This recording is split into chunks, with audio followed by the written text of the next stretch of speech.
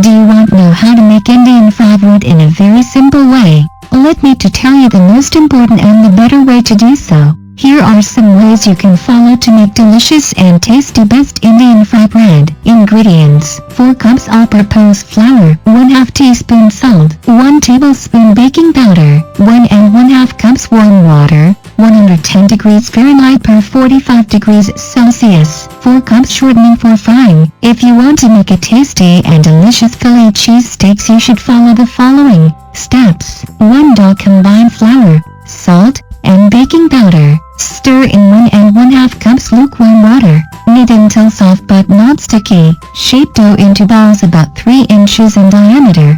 Flatten into patties 1/2 inch thick, and make a small hole in the center of each patty. 2. Fry 1 at a time in 1 inch of hot shortening, turning to brown on both sides. Drain on paper towels. I hope you enjoy watching the video about how to make Indian bread. Subscribe to our channel and learn more about new things. Thanks for watching video. Subscribe, comments, like and share. Thank you.